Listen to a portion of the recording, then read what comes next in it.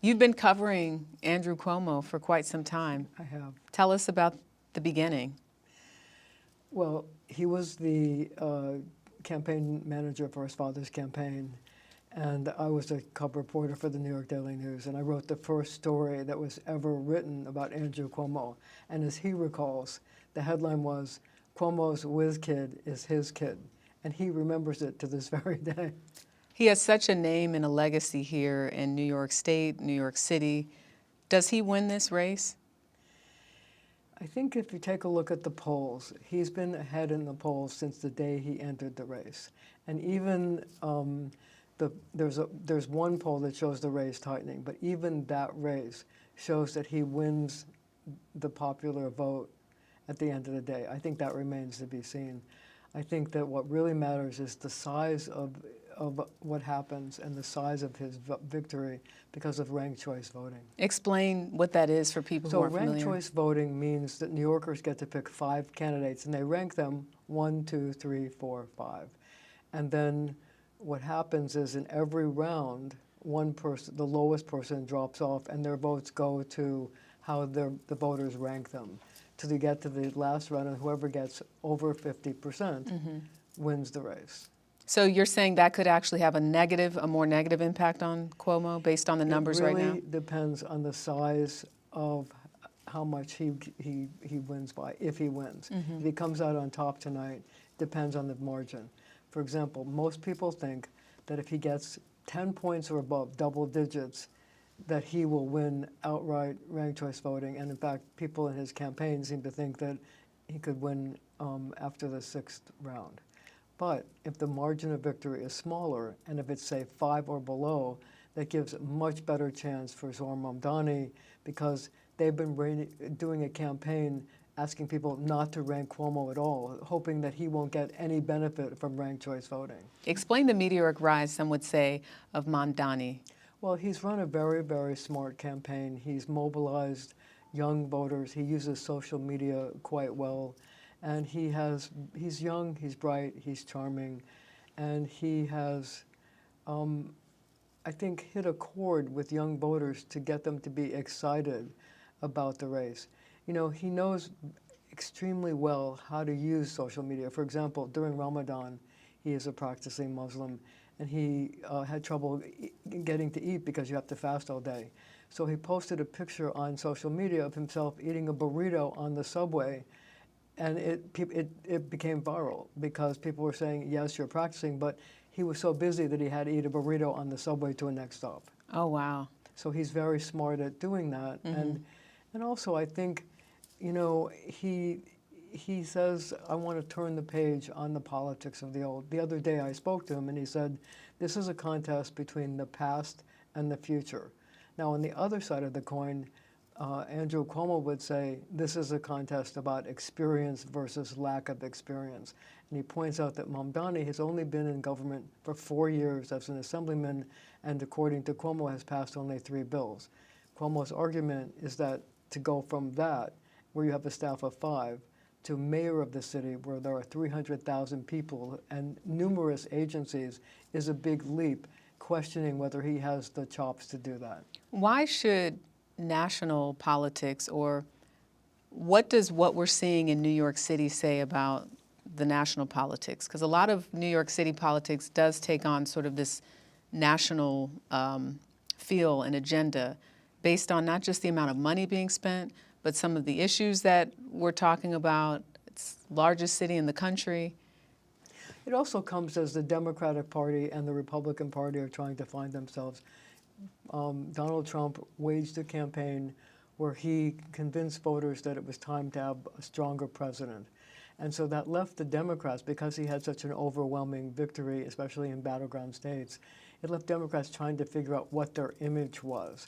And so it sort of has become a contest between more conservative voters on one side and the progressive wing of the Democratic Party on the other side, which is exactly what's playing out here in New York, except it's not Republicans and Democrats, it's Democrats versus Democrats. It's a more moderate Democrat, Andrew Cuomo, and a much more progressive left of center socialist candidate, Zohran Mamdani. Remember, he's promising to have a rent freeze, free buses, and things like that. And those are things, and also to tax the rich. I could tell you, though, that it may be very difficult for him to get his agenda passed because he's looking at it in the context of a gubernatorial election next year that I can't imagine that the governor of the state of New York is going to raise taxes when she's facing re-election. And if a Republican were to beat her, the Republican is certainly not going to help him tax the rich and pass taxes. So he's got a lot of things that to younger voters sound good, but it may be very difficult if he wins for him to actually enact it and keep those promises. Andrew Cuomo was someone people were talking about during 2020 when he was on television just about every day giving updates on the COVID crisis and how it was impacting people here as sort of the epicenter. Is this a step for Cuomo to look at what this looks like for him in 2028? Is he using this race as a reset for a bigger goal, which is to be the president, do you think? There's really no way to know about that because I can tell you that historically, no mayor of the city of New York has ever been elected president. A lot of people have tried. I mean, even Bill de Blasio tried to run for president in the most recent history. John Lindsay tried to run for president. Michael Bloomberg tried to run for president. No mayor of New York City has ever succeeded.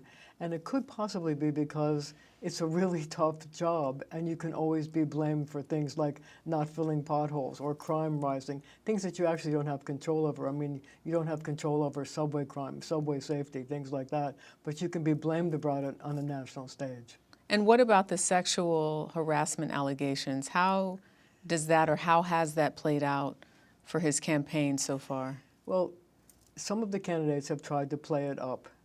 But if you take a look at the polls and people that are political analysts that I've spoken to, they think that those charges have been baked into whether people think that Andrew Cuomo has the experience to run the city.